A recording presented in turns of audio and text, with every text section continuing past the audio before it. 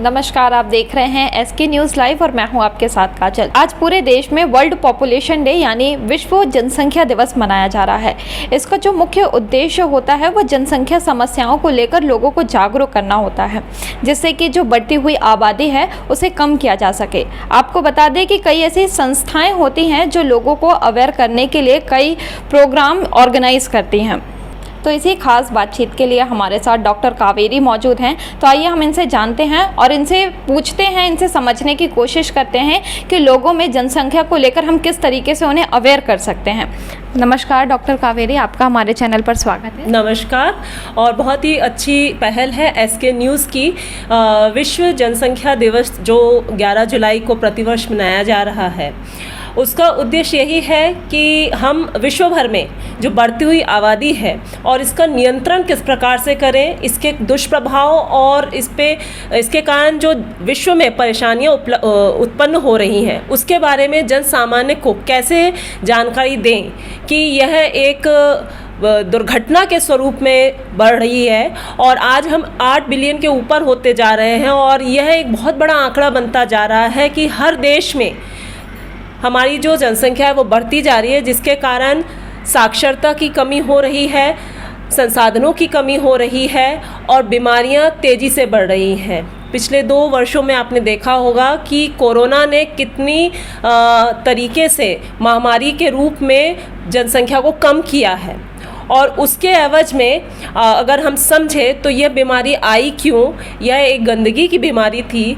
और ये एक दूसरे से फैलने वाली बीमारी थी और हमने इसको समझा कि इस प्रकार की जो बीमारियां हैं, आपदाएं हैं, ये पृथ्वी स्वयं ला रही है और उसका रीज़न एक तरफ हम अगर देखें तो हो सकता है कि जो बहुत तेज़ी से जनसंख्या बढ़ रही है वह ऑटोमेटिक प्रकृति कम करना चाह रही है। कितनी आपदाएं आ रही हैं, कहीं पर भूस्खलन हो रहे हैं, कहीं पर भूकंप आ रहे हैं। तो ये एक प्रकार से हमारा जो पृथ्वी का जो वातावरण है वह कहीं ना कहीं से अपने आप को हल्का करने की कोशिश कर रहा है। तो ये जनसाधन को समझना होगा कि जनसंख्या दिवस के औचित्य को समझें और जनसंख्या नियंत्रण पर ध्यान दें।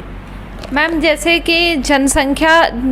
कि आपकी जो संस्था है वो कई संस्थाएं ऐसी होती हैं जो लोगों में अवेयरनेस लाती हैं जनसंख्या को लेकर के। तो ये आपकी जो संस्था है वो लोगों को अवेयर करने के लिए किस तरीके के प्रोग्राम्स ऑर्गेनाइज करती हैं? जी, मैं डॉक्टर कावेरी शॉ हूँ। मैं स्त्री रोग एवं स्त्री कैंसर रोग विशेषज्ञ हूँ तथा मैं स्त्री विशेषज्ञ संघ जबलपुर एवं जायंट्स ग्रुप ऑफ जबलपुर सहेली जो कि एक NGO है, इनके साथ जुड़ी हुई हूँ। और हमारा जो उद्देश्य है वह है, पहला कि महिलाओं में हम ये जानकारी दें कि परिवार नियोजन उनका अधिकार है। परिवार नियोजन वे स्वयं शुरू कर सकती हैं। इसके लिए किसी प्रकार की बातचीत की आवश्यकता नहीं है, किसी सोच की आवश्यकता नहीं है और परिवार को सम्मिलित होकर के इसके बारे में सोचना चाहिए कि हमें कितने बच्चे पैदा करने हैं, हमें अपने परिवार में कितने बच्चे रखने हैं। क्योंकि आज के अगर हम सोच देखें तो आज बेटा बेटी बराबर माने जा रहे हैं और कई परिवार ऐसे भी हैं जो एक बच्चे के ऊपर ही कॉन्सेंट्रेट करना शुरू कर दिए हैं। तो हमें ऐसे परिवारों को बढ़ावा देना है, लोगों के अंदर ये जागरूकता लानी है कि आप भले ही 1 या 2 बच्चे करें लेकिन उनमें समय अंतराल का ध्यान रखें और समय से होने चाहिए ताकि आप उन पर प्रॉपर ध्यान दे सकें। और साथ ही ये समझें कि आप अवांछित जितने गर्भपात हैं उनसे बचें, क्योंकि बच्चे तो हमने 2 कर लिए, उसके बाद हम ये भूल जाते हैं कि अब क्या करें। और कई बार किसी भी प्रकार का नियोजन नहीं अपनाने से बार बार गर्भपात भी कराना पड़ता है। तो हमको ये जानकारी लेना ज़रूरी है कि हम किस प्रकार से इस प्रकार की परेशानियों से बचें और महिला अपने स्वास्थ्य को ध्यान रखते हुए किसी उत्तम प्रकार के परिवार नियोजन साधन को उपाय को अपनाएं। मैम, जैसे पुराने ज़माने के जो लोग होते थे वो उनका यही मानना होता था कि हम जितने घर पर हाथ रहेंगे उतनी ज़्यादा अर्निंग आएगी। तो उनकी जो अवधारणाएं थीं वो आज के समय पर आपकी संस्था के माध्यम से उन लोगों में कितना अवेयरनेस आया है? बिल्कुल अच्छा सवाल है, क्योंकि पहले ये थॉट प्रोसेस थी कि अगर हमारे घर में बच्चे ज़्यादा रहेंगे तो एक समय के बाद हमारे पास इतने मेंबर्स रहेंगे तो इतनी इनकम होगी। पर अगर अब हम देखना चाहें तो संसाधन कम हैं, पृथ्वी का भूतल आप बढ़ा नहीं सकते हैं, और जो इंटीरियर में अगर आप जाएं तो लोगों को हमने इस प्रकार से समझाना शुरू किया है कि अगर पहले आपके पास 4 एकड़ ज़मीन थी, आपके 4 बेटे हैं, तो अब 1 एकड़ ही एक बेटे के पास है, तो क्या आप उसको बढ़ा पा रहे हैं? नहीं। तो इसी प्रकार से अगर हर बच्चा इसी प्रकार से बढ़ोतरी करेगा तो भूमि तो बढ़ने से रही, और तब आपको पलायन करना पड़ेगा, दूसरे स्रोत की तरफ जाना पड़ेगा, और तब आपके अंदर डिपेंडेंसी आएगी। तो ये सोच जब हमने उनके मन में भरी तो उनको समझ में आया कि हमें 4 के लिए 4 नहीं, 4 के लिए 1 ही काफ़ी है, ताकि हमारा जो वंश है वो फले फूले और उत्तम तरीके से हम एक पर ही प्रॉपर अपना एनर्जी लगाएं। तो ये जो थॉट प्रोसेस है बहुत अच्छी तरीके से मतलब अब लोगों में आ चुकी है, और अब हर मतलब जहाँ जितने मतलब मेरे भी फैमिली मेम्बर्स में अगर मैं देखने जाऊँ तो जितनों को हमने अवेयर किया है, सबने 2 से ज़्यादा संतान के बारे में नहीं सोचा, और ये बहुत अच्छा मैसेज है गाँवों के लिए भी और शहरों के लिए भी, क्योंकि अगर हम शहरों में भी देखें तो कई फैमिलीज़ ऐसी हैं जिनके अंदर अभी भी ये थॉट प्रोसेस है, और इसको हमने कम किया है। तो निश्चय ही ये जो थॉट प्रोसेस है ये आगे की जनरेशन में भी जाएगी, और हम ज़रूर जो विश्व जनसंख्या बढ़ती जा रही है उस पर कंट्रोल करेंगे और अवेयरनेस ज़रूर फैलाएंगे। मैम, सीमित साधन और असीमित जनसंख्या ये कहीं ना कहीं देश के विकास में बाधा उत्पन्न करती है, तो इसे किस तरीके की बाधाएं या समस्याएं सामने आती हैं जो देश के विकास में रुकावट पैदा करती हैं? जी हाँ, बहुत ही उत्तम सवाल है कि जब आपके पास सीमित साधन हैं और आपके उसको भोग करने वाले असीमित लोग हैं तो निश्चय ही तौर पर छीना झपटी होगी।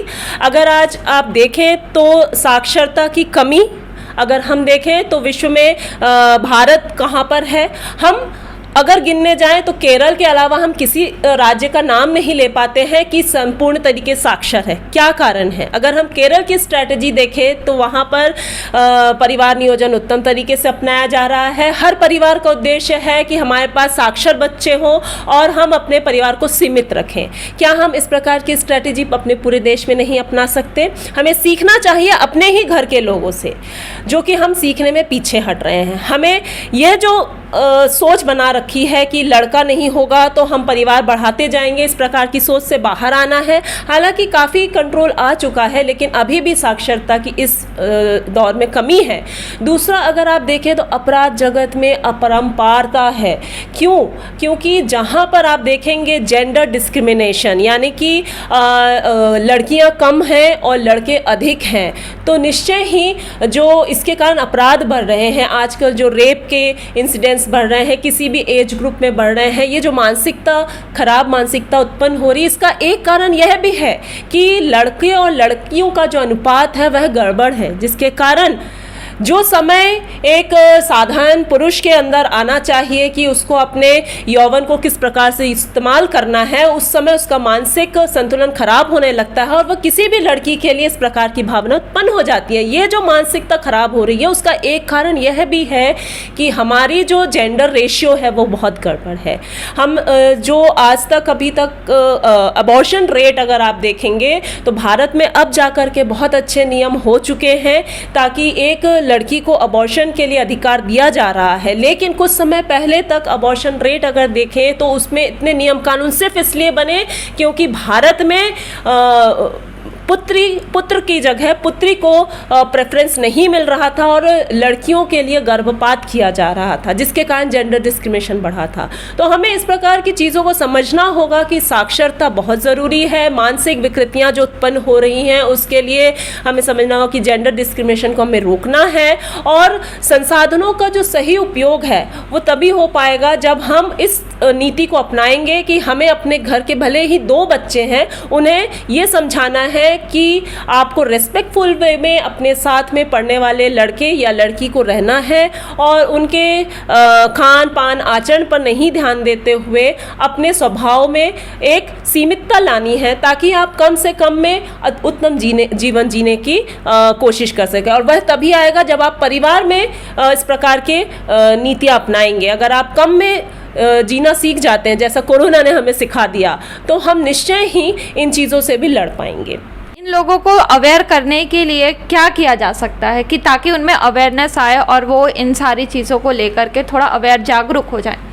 देखिए, ये जो काम है यही हमारी संस्थाएं कर रही है, चाहे वो स्त्री विशेषज्ञ संघ हो या Jabalpur giants group of Jabalpur सहेली है। हम उन निम्नतम वर्गों तक जा रहे हैं जहां पर साक्षरता की कमी है, ऐसे बच्चे जिनके माँ बाप नहीं हैं या इस दौरान कोरोना के दौरान पिता का साया हट चुका। हम ऐसी बच्चों को अपने संस्था के द्वारा मदद दे रहे हैं ताकि पढ़ाई में कहीं भी बाधा उत्पन्न ना हो। साथ ही जो गरीब स्तर के लोग हैं उनके लिए जीवन यापन में कुछ अगर हम मदद कर सकते हैं, जैसे उनको रोजगार के लिए हमने सिलाई मशीन दान करी है, इस प्रकार की हम कुछ ना कुछ कर रहे हैं ताकि उनके अंदर ये भावना न रहे कि वो कमा के अपने लिए रोजी नहीं कर सकते हैं। और सरकार तो कर ही रही है ऐसे लोगों के लिए। तो नो डाउट हमारी संस्था के द्वारा ऐसे लोगों के लिए बहुत सारे उपाय दिए जा रहे हैं। और साथ ही हम इनको इन परिवारों में जितने भी निम्नतम स्तर के परिवार हैं जहां नियोजन की उपलब्धि नहीं है, उन्हें परिवार नियोजन के नेचुरल तरीकों से भी हम अवगत करा रहे हैं। और सरकारी स्तर पर अगर देखें तो कई सुविधाएं उपलब्ध हैं।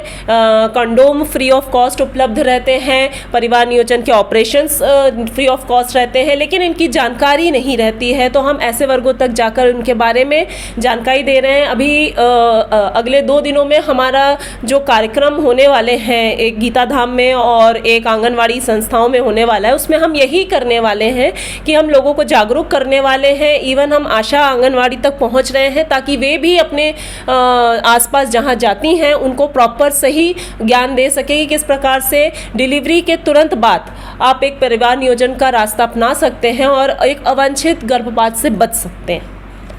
मैम, जनसंख्या नियंत्रण पर, मतलब जनसंख्या को नियंत्रित करने के लिए हम क्या कर सकते हैं, और आप हमारे चैनल के माध्यम से लोगों को किस तरीके से जनसंख्या रोकने के लिए अवेयर करना चाहेंगी? जनसंख्या रोकने के लिए सबसे पहले तो आवश्यक है आपके फैमिली में ये थॉट प्रोसेस होनी चाहिए कि हमारे घर में हमें कितने शिशु करने हैं। और अगर हम देखें तो हर परिवार में अब यह आंकड़ा 2 तक आ चुका है कि अगर विवाह होता है तो उसके बाद 2 ही बच्चे चाहिए, उससे अधिक बच्चे नहीं चाहिए। तो ये तो बहुत अच्छी सोच आ चुकी है, लेकिन इसके बाद आती है कि अगर 2 बच्चे नहीं चाहिए, 2 के बाद बच्चे नहीं चाहिए तो क्या करना है। तो हाँ, अवांछित गर्भपात को रोकना बहुत ज़रूरी है क्योंकि वह मातृ मृत्यु दर में एक बहुत बड़ा कारण है। तो आपको इसके लिए ज़रूरी है कि दोनों बच्चों में अगर अंतराल रखना है या उनके बाद आपको अगर कोई नियोजन अपनाना है तो आपको ये ज्ञात हो कि आप टैबलेट्स खा सकती हैं। महिलाएं जो हैं वह टैबलेट्स आती हैं, पिल्स जिन्हें हम कहते हैं, जो सरकारी संस्थाओं में निःशुल्क उपलब्ध रहते हैं और ओवर द काउंटर भी अवेलेबल रहते हैं, जिनके बहुत मिनिमल साइड इफ़ेक्ट्स होते हैं, जिनकी आप अपने किसी भी स्त्री विशेषज्ञ से सलाह लेकर के आफ्टर डिलीवरी शुरू कर सकते हैं। और उसके अलावा अपने कॉन्ट्रासेप्टिव डिवाइसेस जैसे कि कॉपर टी या इसी प्रकार के डिवाइसेस आते हैं जिसे हम गर्भाशय के अंदर रख देते हैं ताकि उनको प्रेगनेंसी ना हो और वे अवांछित गर्भपात से बच सकें। इसके अलावा जो परमानेंट उपाय होता है उसमें टीटी का ऑपरेशन होता है जिसमें महिला के दोनों ही फैलोपियन ट्यूब्स को कट कर दिया जाता है ताकि प्रेगनेंसी ना हो। और इसके अलावा पुरुष भी कुछ नियोजन के तरीके अपना सकते हैं और जिसमें सरकार की तरफ से कॉन्डोम या निरोध निःशुल्क उपलब्ध रहते हैं और अगर मार्केट में देखें तो भी उपलब्ध रहते हैं। तो हम निश्चय तौर पर इनका इस्तेमाल कर सकते हैं। इंजेक्शंस भी अवेलेबल हैं और लॉन्ग टर्म के लिए डिवाइसेस भी अवेलेबल हैं। तो ये महिला के पास एक कॉन्ट्रासेप्टिव बास्केट है जिसमें से वो कोई भी एक ऑप्शन चूज़ कर सकती है और लॉन्ग टर्म में इनका सही ज्ञान लेते हुए इस्तेमाल करें। और इनमें रेगुलर आपको एक बार अगर आप सेट हो गया है तो आपको 3 मंथली, 6 मंथली और 1 ईयरली अपने स्त्री विशेषज्ञ से सलाह सलाह लेना है कि अगर इनके कोई साइड इफ़ेक्ट नहीं है तो आप इसको लॉन्ग टर्म में यूज़ कर सकते हैं। तो अगर ये जानकारी हम सभी महिलाओं को देते रहें, जैसे मैं अपने हर प्रकार के जो मरीज़ आते हैं उनको देती हूँ और जितने टॉक्स करती हूँ उनमें ज़रूर बताती हूँ जब मैं हम स्त्रियों से रखते हैं, तो इस प्रकार के हम अगर अवेयरनेस देते रहें तो डेफिनेटली हम लोगों को साक्षर कर रहे हैं, उन्हें जागरूक कर रहे हैं। और साथ ही जितनी अर्ली प्रेगनेंसीज रहती हैं, जितनी भी मैरिजेस रहती हैं उनमें हम ये पहले से जानकारी दे के रखें कि कपल्स को काउंसिल होके प्लान करना चाहिए, रादर देन जब वो अनसेफ कांटेक्ट के बाद आ जाते हैं अबॉर्शंस के लिए, तो वो एक प्लान्ड तरीके से अपनी फैमिली को बढ़ाएं। तो आफ्टर मैरिज भी जो ये कपल्स रहते हैं उनके अंदर भी ये नॉलेज होना चाहिए कि जब हम मैरिज कर रहे हैं तो आफ्टर मैरिज इन अपने आप से कोई भी ऐसे अनवांटेड प्रेगनेंसी ना हो तो हमें क्या इस्तेमाल करना चाहिए। तो गर्ल्स को बिफोर मैरिज एक कॉन्ट्रासेप्टिव काउंसलिंग ज़रूर अटेंड करनी चाहिए। तो ये थी हम इस खास बातचीत के लिए हमारे साथ थे डॉक्टर कावेरी शाह, जिन्होंने हमें बताया और हमारे चैनल के माध्यम से लोगों को यह संदेश दिया है कि हम लोगों को जनसंख्या के प्रति कैसे अवेयरनेस कर सकते हैं और ये जो बढ़ती हुई जनसंख्या, बढ़ती हुई आबादी है, इसे हम कैसे नियंत्रित कर सकते हैं। सोमेंद्र डग के साथ Kajal Gupta, SK news live, Jabalpur.